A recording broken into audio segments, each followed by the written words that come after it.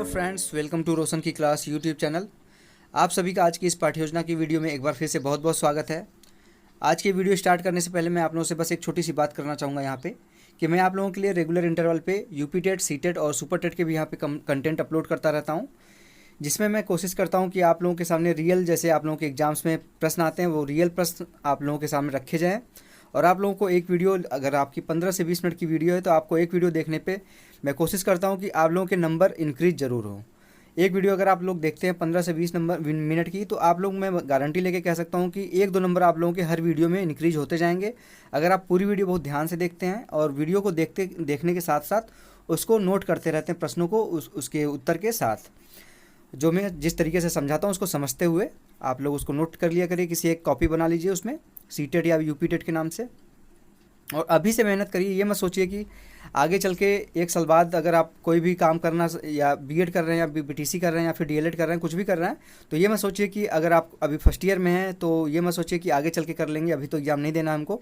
अभी से आप स्टार्ट करेंगे तो आपको सब, जैसे पता है कि अभी आपका देख सकते हैं सुपर टेट का रिजल्ट आया यूपी में, तो उसमें कितने ज़्यादा कट ऑफ गई है आपकी। आप अगर एग्जैक्ट पास होते हैं, जैसे 90 नंबर और 97 नंबर रखा गया था SC ST और OBC के लिए 90 नंबर और जनरल के लिए 97 नंबर, तो आप जस्ट पास हैं, तो आपका कुछ नहीं होना है। आपको कम से कम 110 से 115 नंबर लाना है 150 में से। तो आप लोगों को रेगुलर बेसिस पे अभी से पढ़ना स्टार्ट करना होगा। तो आशा करता हूँ आप लोग वीडियो से जुड़े रहेंगे, रोशन की क्लास यूट्यूब चैनल से जुड़े रहेंगे, और रोशन की क्लास यूट्यूब चैनल को सब्सक्राइब कर लीजिए, नीचे लाल कलर का सब्सक्राइब बटन आ रहा होगा, और साथ ही साथ बेल आइकन पे भी क्लिक कर लीजिए। मैं यहाँ पे अब नेक्स्ट, मान के चलिए कि अगले 1 साल तक का कंटेंट यहाँ पे मैं आप लोगों के लिए टारगेट बना के आया हूँ कि अगले 1 साल में आप लोगों को मैं, जब अगले साल का सीटेट का एग्ज़ाम होगा या फिर यूपी टेट का एग्ज़ाम होगा, तो आप उसमें मेरे जो वीडियो यहाँ पे अपलोडेड किए गए हैं उसको देख के आप उस एग्ज़ाम को क्लियर करेंगे और मुझे कमेंट बॉक्स में बताएंगे कि आप लोगों ने मेरी वीडियो से कुछ हेल्प लिया और आप लोग सफल हुए, तो मुझे बहुत खुशी होगी। तो दोस्तों, अब देर न करते हुए चलिए शुरू करते हैं आज की वीडियो। आप देख सकते हैं सबसे ऊपर आपको पाठ्य योजना संख्या लिखनी होती है।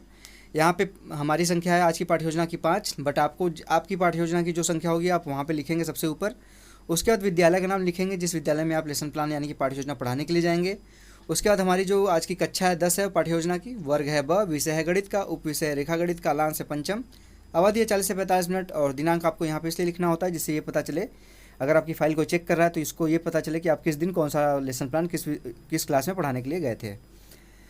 अब इसके बाद देख लेते हैं हमारा आज का प्रकरण। हमारा आज का प्रकरण है पाइथागोरस प्रमेय की अवधारणा।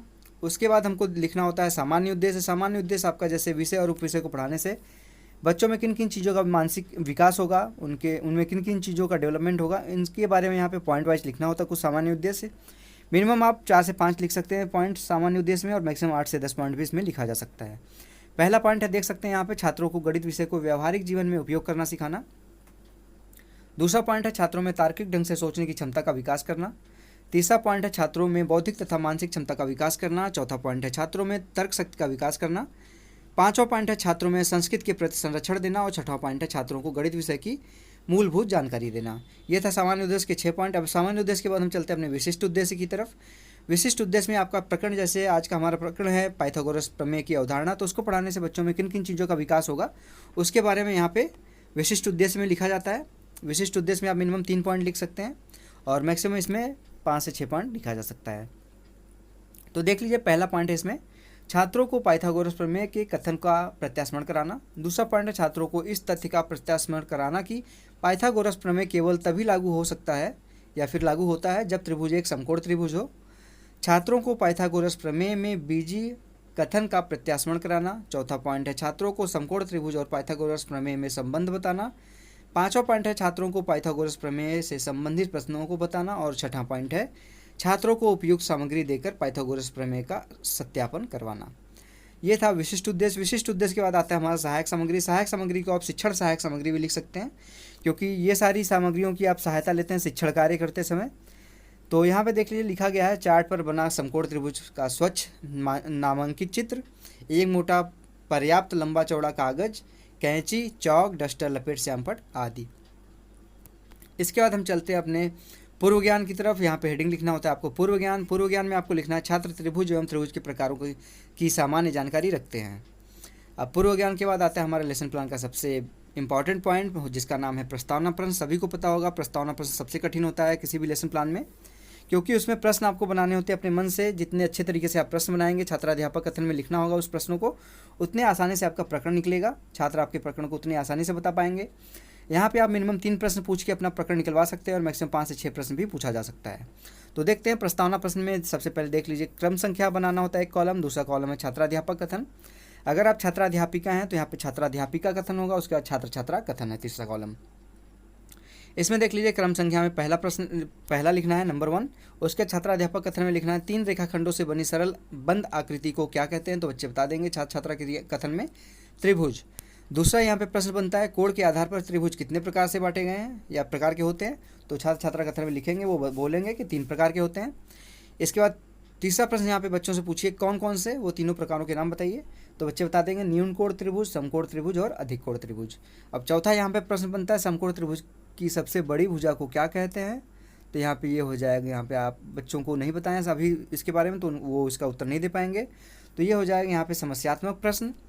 समस्यात्मक प्रश्न के बाद अगर आप स्पष्टीकरण देना चाहें उसी में छात्राध्यापक कथन में, तो आप स्पष्टीकरण भी दे सकते हैं। समकोण त्रिभुज की सबसे बड़ी भुजा को कर्ण कहते हैं। उसके बाद छात्र छात्रा कथन में लिखना है, छात्र छात्रा ध्यानपूर्वक सुनेंगे। इसी के साथ हमारा यहाँ पे प्रस्तावना प्रश्न समाप्त होता है। प्रस्तावना प्रश्न एक बार देख लीजिए, फिर से पूरा दिखा देता हूँ मैं स्क्रीन पे। प्रस्तावना प्रश्न के बाद आता है हमारा यहाँ पे उद्देश्य कथन। उद्देश्य कथन आपको इस तरीके से फाइल में लिखना होता है, छात्रों हम लोग पाइथागोरस प्रमेय की अवधारणा का अध्ययन करेंगे, उसी हिसाब से आपको क्लास में बोलना होता है अपना प्रकरण निकलने के बाद। और उसके बाद आप लोग को स्टार्टिंग में जैसे मैंने बताया था, प्रकरण लिखने के बाद बता दिया था कि पाइथागोरस प्रमेय की अवधारणा, तो आप लोग को स्टार्टिंग में अगर आप सैंपट कार्य कर रहे हैं तो वहाँ पे सबसे पहले आपको सारी चीज़ें लिखनी है, विद्यालय का नाम, वर्ग, कक्षा, विषय, सारी चीज़ें लिखने के बाद आपको वहाँ पे प्रकरण लिखना है। प्रकरण के आगे ब्लैंक छोड़ देना है, खाली छोड़ देना है। यहाँ पे जब आपका प्रस्तावना प्रश्न में आपका प्रकरण निकल जाएगा तब जाके आपको वहाँ पे प्रकरण अपना लिखना है। अब उद्देश्य कथन के बाद आता है हमारा लेसन प्लान का प्रस्तुतिकरण। प्रस्तुतिकरण में देख लीजिए इस तरीके से प्रस्तुतिकरण ऊपर हेडिंग लिखना है। उसके बाद प्रथम अनुमिति देख लीजिए लिखा गया है। प्रथम अनुमिति के बारे में जानना है तो ऊपर आई बटन पर क्लिक करके आप देख भी सकते हैं, डिटेल में मैंने वहाँ बताया, यहाँ पे भी मैं बता देता हूँ। प्रथम अनुमिति का मतलब होता है, जैसे आज का हमारा चैप्टर है यहाँ पे पाठ योजना पाइथागोरस प्रमेय की अवधारणा, तो इसको पढ़ाने में हो सकता है कि एक क्लास से ज़्यादा क्लासेस लग जाएँ, 2 क्लास लग जाए, 3 क्लास लग जाए। तो जब आप पहले दिन क्लास लेने आएंगे तो सारी चीज़ें बताएंगे, अपना प्रकरण निकलवाएंगे, तो वहाँ पे प्रथम अनुमिति लिखा जाएगा। बट अगर दूसरे दिन आएंगे तो आप फिर से अपना प्रकरण तो निकलवाएंगे नहीं, क्योंकि छात्रों को पता है कि आप क्या पढ़ाने वाले हैं, तो वहाँ पे प्रकरण नहीं निकलवाते, डायरेक्ट द्वितीय अनुमिति लिखते हैं, उसके आगे आप पढ़ाना शुरू कर देते हैं। तो यहाँ पे देख लीजिए प्रथम अनुमिति लिखा गया है। यहाँ पे मैं एक बार में एक यहाँ पे पेज दिखा पाता हूँ, देख लीजिए। यहाँ पे प्रस्तुतिकरण में टोटल 5 कॉलम होते हैं, देख लीजिए यहाँ पे 3 कॉलम दिख रहे हैं आपको, शिक्षण बिंदु, छात्राध्यापक कथन और छात्र छात्रा कथन। अब इसके आगे वाला जो कॉलम यहाँ पे मैं नीचे दिखा देता हूँ, उसके सामने के पेज पे ये बनाना होता है प्रयुक्त विधियाँ और श्यामपट कार्य, दोनों पेज मिला के एक आपका प्रस्तुतिकरण पूरा बनता है। तो आप कोशिश किया करिए कि ऐसे पेज बनाया करिए जो सामने सामने हो, एक दूसरे के पीछे वाले पेज पे बनाएंगे तो एक देखने में अच्छा नहीं लगेगा, तो एक दूसरे के सामने वाले पेज पे बनाएंगे तो सारी 5 कॉलम आराम से आ जाएंगे। तो देख लीजिए यहाँ पे छात्राध्यापक कथन में लिखा गया है पहला, जैसा कि तुम सब जानते हो कि समकोण त्रिभुज का एक कोण समकोण होता है, छात्र सुनेंगे उसको, छात्र छात्रा कथन में लिखना है, छात्र सुनेंगे। कर्ण, दूसरा यहाँ पे कर्ण समकोण बनाने वाली दोनों भुजाओं से बड़ी होती है, छात्र इसको भी सुनेंगे ध्यानपूर्वक।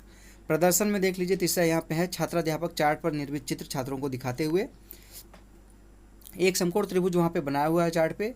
समकोण त्रिभुज है ABC समकोण है, और AB बराबर है 4 मात्रक, BC बराबर 3 मात्रक, और नापने पर AC बराबर आ जाता है 3 मात्रक। अभी मैं सैंपट कार्य में दिखा देता हूँ कैसे बनाना है उसको, आप चिंता मत करिएगा। मैंने इसमें AB, BC और AC पर बाहर की ओर वर्ग खींचे हैं। इसमें से प्रत्येक वर्ग को एकांक वर्गों अर्थात 1 वर्ग मात्रक में विभाजित किया है। छात्र छात्रा कथन में लिखना, देख लीजिए छात्र छात्रा निरीक्षण करेंगे। चौथा है वर्ग का क्षेत्रफल क्या होता है, तो बच्चे बता देंगे भुजा स्क्वायर। तो भुजा AC पर बने वर्ग का क्षेत्रफल क्या होगा, तो बच्चे बता देंगे 5 है उसकी भुजा की लंबाई, तो 5 स्क्वायर हो जाएगा, 25 वर्ग मात्रक हो जाएगा। अब इधर से चित्र को दिखाते हुए वर्गों की संख्या को गिने कितने हैं, तो बच्चे बता देंगे 25। अगले पेज पे देख लीजिए लिखना, देख लीजिए प्रयुक्त विधियों में व्याख्यान विधि था पहले, उसका जब आपने चार्ट दिखाया तो वो प्रदर्शन विधि हो जाएगा, और नीचे भी जब आपने प्रश्न पूछा तो वो प्रश्नोत्तर विधि हो जाएगा, देख लीजिए यहाँ पे। उसके बाद श्यामपट कार्य पे आप इस तरीके से देख लीजिए, ब्लैक चार्ट पेपर ले लीजिए और एक स्पार्कल पेन ले लीजिए वाइट कलर का, जिससे आप लोग अगर उसको एक श्यामपट के आकार का आयताकार काट के यहाँ पे श्यामपट कार्य वाले कॉलम में चिपका देंगे तो काफ़ी अट्रैक्टिव लगता है, देखने में लगता है कि हाँ आपने लेसन प्लान बनाने में मेहनत की है। तो यहाँ पे देख लीजिए, सबसे पहले उस पर लिखना है आपको प्रकरण, क्योंकि आप श्यामपट्ट पे लिखेंगे जैसे वैसे ही यहाँ पे लिखना है। तो श्यामपट्ट पे आप अपना प्रकरण लिखेंगे, पाइथागोरस प्रमेय की अवधारणा, वैसे यहाँ पे लिखना है। यहाँ पे त्रिभुज जो मैंने बताया था उसमें देख लीजिए ABC त्रिभुज है, उसमें 90 डिग्री है यानी कि समकोण त्रिभुज है, लंब है, कर्ण है और आधार है। लंब है आपका AB, BC है आपका आधार और AC है आपका कर्ण। कर्ण का फार्मूला जो यहाँ पे पाइथागोरस का फार्मूला होता है, कर्ण का स्क्वायर बराबर होता है लंब का स्क्वायर प्लस आधार का स्क्वायर। तो यहाँ पे हो जाएगा AC स्क्वायर, कर्ण है, कर्ण आपका AC है तो उसका स्क्वायर हो जाएगा, लंब है AB है तो उसका स्क्वायर हो जाएगा, प्लस आधार आपका BC है तो उसका स्क्वायर हो जाएगा। अब चलते हैं अपने दूसरी अनुमिति पे, द्वितीय अनुमिति पे। द्वितीय अनुमिति में देख लीजिए, शिक्षण बिंदु के बाद यहाँ पे 7वां पॉइंट लिखा है छात्राध्यापक कथन में, इसी प्रकार भुजा AB पर बने वर्ग का क्षेत्रफल क्या होगा। तो बच्चे बता देंगे 4 का स्क्वायर 16 वर्ग मात्रक। अब इन वर्गों चित्र को दिखाते हुए की संख्या बताओ, तो 16 हो जाएगा। अब भुजा BC पर बने वर्ग का क्षेत्रफल क्या होगा, तो 3 स्क्वायर हो जाएगा, 9 वर्ग मात्रक हो जाएगा। इधर से वर्गों की संख्या कितनी है चित्र दिखाते हुए, तो बच्चे बता देंगे 9। भुजा AB और BC पर बने वर्गों के क्षेत्रफल का योग करो, तो 9 + 16 + 9 बराबर हो जाएगा 25, जो आपके कर्ण के बराबर हो गया। पाइथागोरस प्रमेय के बारे में यहाँ पे देख लीजिए लिखा है छात्राध्यापक, यहाँ पे शिक्षण बिंदु में पाइथागोरस प्रमेय लिखना है। उसके बाद 12वां पॉइंट लिखना है। यहाँ पे हम देख सकते हैं कि AC पर बने वर्ग का क्षेत्रफल 25 वर्ग मात्रक तथा शेष दोनों भुजाओं BC और AB पर बने वर्गों के क्षेत्रफल के योग 25 वर्ग मात्रक के बराबर है। अतः हम कह सकते हैं कि किसी समकोण त्रिभुज में कर्ण पर बना वर्ग शेष दो भुजाओं पर बने वर्गों के योगफल के बराबर होगा। अब देख लीजिए द्वितीय अनुमिति के सामने वाले पेज पे आपको देख लीजिए चौथे कॉलम में प्रयुक्त विधियों में लिखना है प्रश्नोत्तर विधि पहले था, फिर आपने दिखाया था चार्ट तो प्रदर्शन विधि हो जाएगा, फिर आपने प्रश्न पूछा था तो प्रश्नोत्तर विधि हो जाएगा। इसी हिसाब से देख लीजिए यहाँ पे लिखा गया है। श्यामपट्ट कार्य पे आपने स्टार्टिंग में ही बना दिया था श्यामपट्ट कार्य पे, तो वहाँ पे द्वितीय अनुमिति में आप लोग को फिर से बताने की जरूरत नहीं है क्योंकि उसी के बाद की व्याख्या कर रहे हैं आप। अब आ जाता है हमारा तृतीय अनुमिति। तृतीय अनुमिति में आपको देख लीजिए लिखा है शिक्षण बिंदु में बीजी रूप में कथन, तो यहाँ पे 13वां पॉइंट है ये। तो बीजी रूप में यहाँ पे हो जाएगा A² + B² = C², जहाँ C समकोण त्रिभुज का कर्ण है और AB उसकी शेष भुजाओं की मापें हैं। छात्र छात्रा कथन में लिखना है, छात्र छात्रा सुनेंगे। आदर्श प्रश्न यहाँ पे फिर बनता है 14वां। अब प्रश्न पूछ लीजिए उनको पढ़ाने के बाद। त्रिभुज यहाँ पे एक बना दीजिए श्यामपट्ट पे, PQR में Q 90 डिग्री है और PQ बराबर 6 सेंटीमीटर है, QR बराबर 8 सेंटीमीटर है, तो कर्ण PR की माप क्या होगी। छात्र निरीक्षण करेंगे प्रश्न का, उसके बाद आदर्श हल करेंगे, नहीं कर पाएंगे तो आपको बताना होगा उनको। तो यहाँ पे हो जाएगा PR कर्ण स्क्वायर हो जाएगा PR² बराबर लंब का स्क्वायर PQ² प्लस आधार के स्क्वायर QR²। तो PR² आपको निकालना ही है, तो लंब आपका है 6² और आधार है आपका 8²। तो यहाँ पे PR² हो जाएगा 36 + 64, तो PR² बराबर हो जाएगा 100। तो 100 का आप अगर यहाँ पे वर्गमूल निकालेंगे तो आ जाएगा 10 सेंटीमीटर। उसके बाद यहाँ पे छात्र छात्रा कथन में लिखना है, छात्र निरीक्षण करते हैं तथा अपनी समस्या का समाधान भी करते हैं। निर्देश यहाँ पे देख लीजिए 16वां पॉइंट है। इस बात का ध्यान अवश्य रखना चाहिए कि पाइथागोरस प्रमेय केवल तभी लागू होगा जब त्रिभुज समकोण त्रिभुज होगा। छात्र ध्यान से सुनेंगे। उसके बाद सारांश है लास्ट में, सारांश में लिखना है छात्राध्यापक कथन, आपको उसके बारे में व्याख्या करनी थोड़ी सी। आज हम लोगों ने पाइथागोरस प्रमेय की अवधारणा का विस्तार से अध्ययन किया। अब देख लीजिए इस पर आगे वाले पेज पे इसके प्रयुक्त विधियों पे क्या लिखना है। व्याख्यान विधि था, फिर उसके बाद आपने प्रश्न पूछा तो प्रश्न उत्तर विधि हो गया। व्याख्यान विधि है, फिर लास्ट में भी व्याख्यान दे रहे थे आप, तो व्याख्यान विधि हो जाएगी। उसके बाद श्यामपट्ट कार्य पे आपको जो जैसे अभी आपने एक त्रिभुज PQR बनाया तो उसको बना के बता दीजिए बच्चों को हल करके पूरा श्यामपट्ट कार्य पे। PR² बराबर हो जाएगा PQ² + QR², तो यहाँ पे वैल्यूज को पुट करेंगे आप। PR² बराबर हो जाएगा 100, PR निकालेंगे यहाँ पे वर्गमूल, तो यहाँ पे आ जाएगा 10 सेंटीमीटर। तो ये था श्यामपट्ट कार्य। उसके बाद अब लास्ट में आता है हमारा पुनरावृत्ति के प्रश्न। पुनरावृत्ति के प्रश्न और मूल्यांकन के प्रश्न में बस काफ़ी लोग मुझसे प्रश्न पूछते हैं कि इसमें दोनों में अंतर क्या होता है, तो मैं बता दूं पुनरावृत्ति के प्रश्न में और मूल्यांकन के प्रश्न में बस इतना अंतर होता है कि पुनरावृत्ति का जो प्रश्न होता है वो छात्र केंद्रित होता है, मूल्यांकन का जो प्रश्न होता है वो शिक्षक केंद्रित होता है। पुनरावृत्ति के प्रश्न इसलिए पूछा जाता है कि छात्र का ध्यान 40 मिनट की क्लास में 45 मिनट की क्लास में इधर उधर भटकने लगता है। तो जैसे आप अपने ऊपर एग्जाम्पल लेके देखिए, अगर टीचर आपसे कोई क्लास में कोई प्रश्न पूछ लेता है छात्रों से, तो सभी छात्रों का ध्यान शिक्षक की तरफ लग जाता है और वो पढ़ाई की तरफ ध्यान देने लगते हैं। जिसलिए एक अच्छे शिक्षक छात्राध्यापक या फिर छात्राध्यापिका की यही निशानी है कि बच्चों से बीच बीच में कुछ पढ़ाने के बाद प्रश्न पूछता रहे, जिससे उनका ध्यान इधर उधर न भटके। तो देख लीजिए इसमें मिनिमम 1 से 2 प्रश्न पूछ सकते हैं, मैक्सिमम 3 से 4 प्रश्न पूछा जा सकता है इसमें पुनरावृत्ति के प्रश्न में। यहाँ पे देख लीजिए पहला प्रश्न है समकोण त्रिभुज में समकोण की सम्मुख भुजा को क्या कहते हैं। यहाँ पे वो फिल इन द ब्लैंक्स करना है, तो यहाँ पे आपको बताना है क्या कहते हैं उसको। दूसरा यहाँ पे प्रश्न है कर्ण समकोण बनाने वाली दोनों भुजाओं से डैश डैश डैश यानी कि फिल इन द ब्लैंक्स है होता है।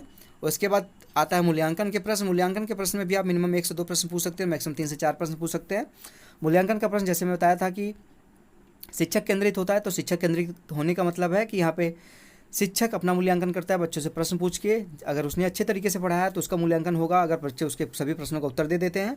अगर बच्चे उसके किसी भी प्रश्न का उत्तर नहीं दे पाते हैं तो उसके पढ़ाने का कुछ न कुछ टेक्निक कमज़ोर है, उसको अपने पढ़ाने के तरीके में सुधार करने की ज़रूरत है। तो यहाँ पे भी देख लीजिए, पहला प्रश्न है, किसी समकोण त्रिभुज में कर्ण पर बना वर्ग शेष डैश डैश डैश भुजाओं पर बने वर्गों के डैश डैश डैश के होता है। दूसरा प्रश्न है, पाइथागोरस प्रमेय केवल तभी लागू हुआ जब त्रिभुज एक, यहाँ पे देख लीजिए फिल इन द ब्लैंक्स में यहाँ मैं बता देता हूँ समकोण त्रिभुज होता है, यहाँ पे फिल इन द ब्लैंक्स में समकोण भरा जाएगा। अब लास्ट में आता है हमारा गृह कार्य।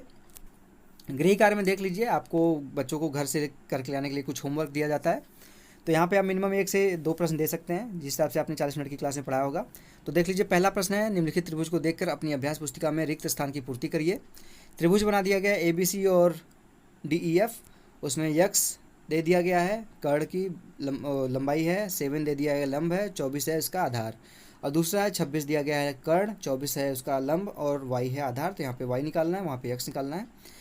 नीचे देख लीजिए, यहाँ पे दिया गया है x स्क्वायर बराबर आपका जो वैल्यू आएगा यहाँ पे पुट कर दीजिएगा, और दूसरा है 26 के स्क्वायर बराबर जो वैल्यूज आएंगी यहाँ पे पुट कर दीजिएगा y के हिसाब से और x के हिसाब से।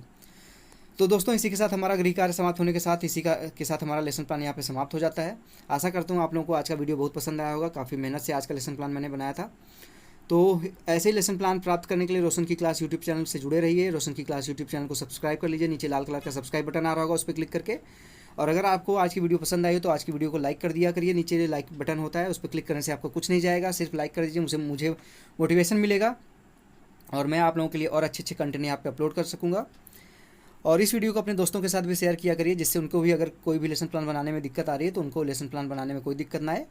तो दोस्तों, अब इसी के साथ मिलते हैं अपनी नेक्स्ट वीडियो में, मिलते हैं कल कुछ इंटरेस्टिंग और वीडियोज़ के साथ। तो दोस्तों, धन्यवाद, बाय बाय।